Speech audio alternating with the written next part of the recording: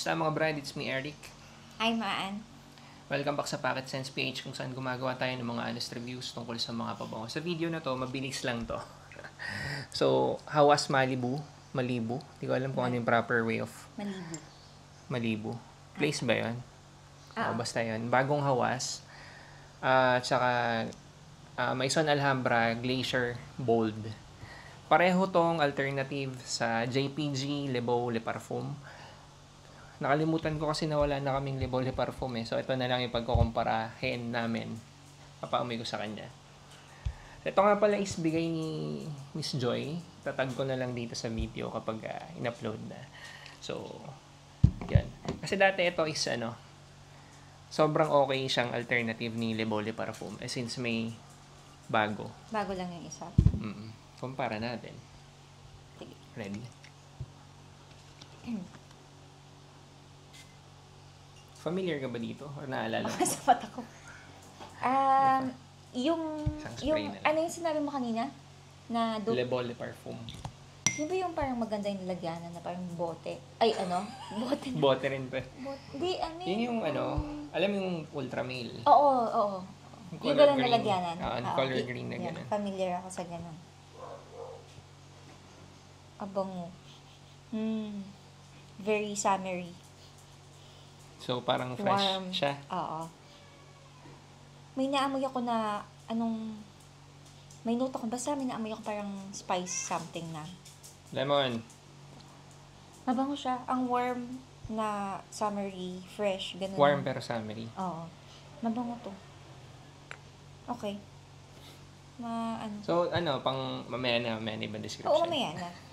Siyempre, compare muna natin yan. Pati yung score mamaya na.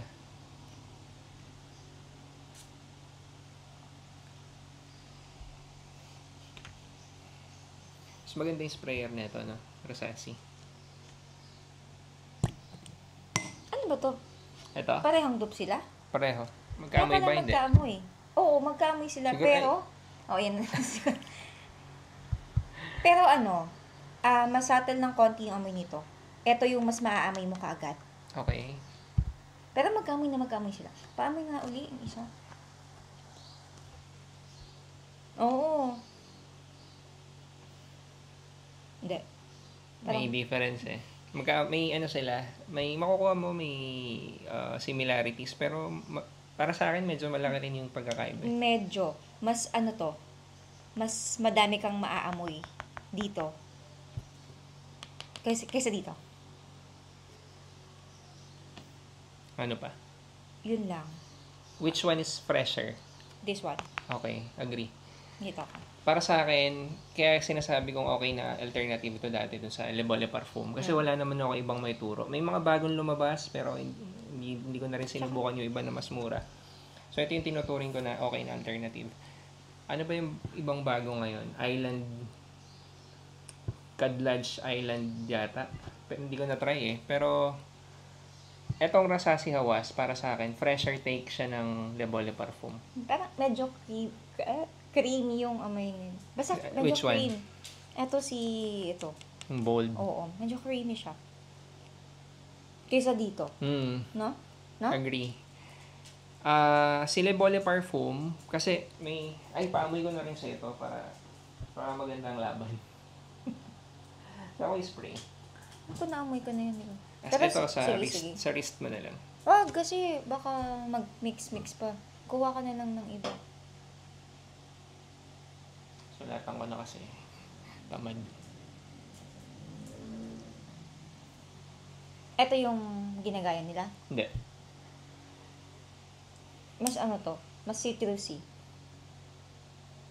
Ito yung Le Beau ito yung Le Beau na EDT. Iba yung Le Beau Le Parfum. Hindi ko masabing kaamoy nila talaga totally. Kasi mas citrus to. Hindi kasi ito yung ginagaya nila. Pero, merong Le Beau EDT, tapos merong Le Beau Le Parfum. Kaya ko lang siya nilabas. Gusto ko lang ipakita yung comparison ni EDT tsaka ni Le Beau Le Parfum. Nung naamoy ko si Le Beau Le Parfum, sabi ko parang ang kapal nung amoy. Sabi mo nga creamy siya, di ba? Para sa akin kasi mas bagay siya sa mas malamig. Talaga? yung Le Bolle Parfum. Mm. Ito kasi feeling ko mas kaya niya na hindi, kumbaga hindi pang gabi or hindi lang pang malamig eh. Parang mas tropical. Oo. May summer feels nga ganun. Tago ko. Warm, ganun. Dito, nung naamoy ko tong, anong basa mo? Malibu. Malibu. Or Malibu. Sabi ko, kaamoy nga niya si Le Bolle Parfum, pero fresher. Tipong, hindi ako sure kung mag-agree yung iba pag naamoy. Pero pag nung naamoy ko siya, parang siya yung Le Bolle Parfum na mas magagamit mo ng kahit hindi malamig or kahit hindi gabi. Parang same sila na mga pwede paggamitan, except mas forgiving to dun sa init ng Pilipinas. So, feeling ko mas magagamit ko siya sa... Actually, tsaka parang mas bagay to sa mga younger age. Ganun. Si Bold kasi, Okay to. kung ikukumpara mo silang dalawa, mas fresh talaga to. Siguro yung sinasabi niyang mas creamy dito kanina. Paamoy nga. Sana ito ba? Oo. Tsaka mas malakas nga yung amoy niya, no? Mas bagay talaga to nang hindi mainit. Kasi creamy Ikaw? siya. Okay naman sila pareho. Sa mainit? Oo, para So, sa akin. kung gagamitin sa mo mga ng- Oo, gagamitin ko Sa weather everyday. yung normal temperature ng... Huwag lang yung sobrang tirik na tirik yung araw kasi nga creamy, parang pakiramdam ko mas malagkit siya. Ganon. Pero ito okay to. Ang fresh niya. Tsaka ang bango niya, bagay yan sa mga sa mga bagets, sa mga teenager, ganon. Ito yung Kahit sa ADP. mga 20 to 30s. Anong prutas yung naamoy mo?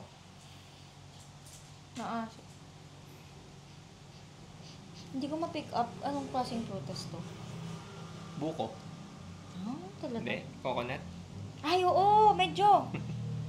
Kung hindi mo sinabi. Alam mo yung Talaga? wait lang.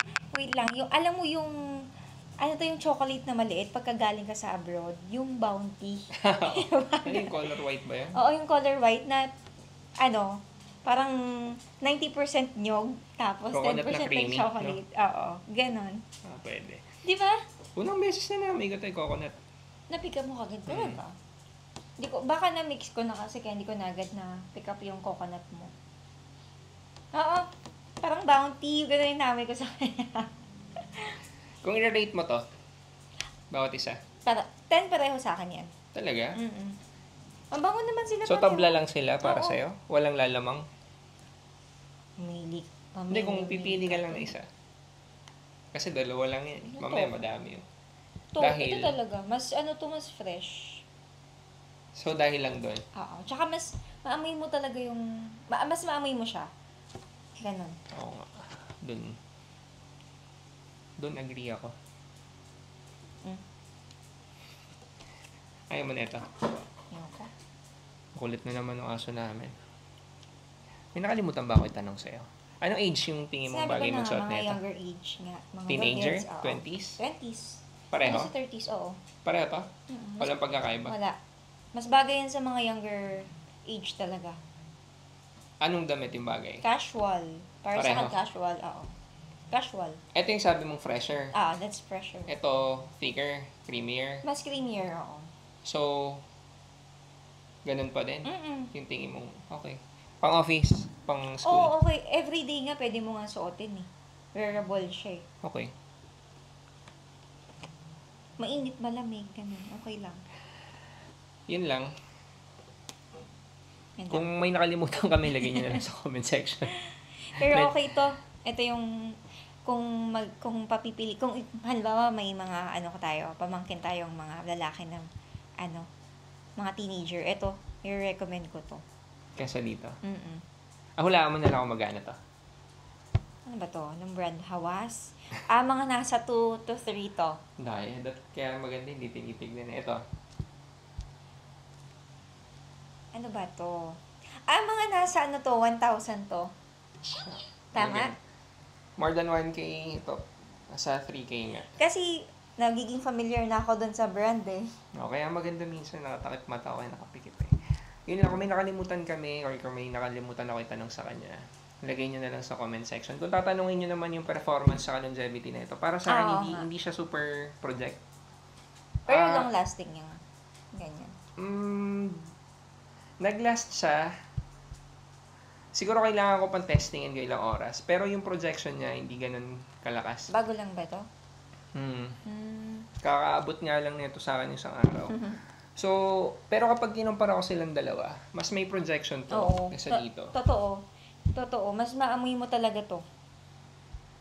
Sa longevity, kailangan ko pa siyang testingin. Eto, kung longevity.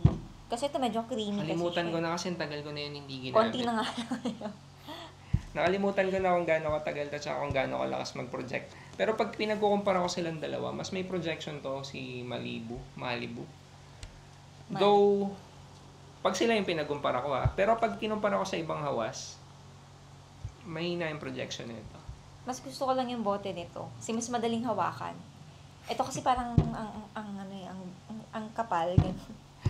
Ganun. Anyway, hindi ko napapahabain to. May gagawin pa kami ibang mga video. So, maraming salamat.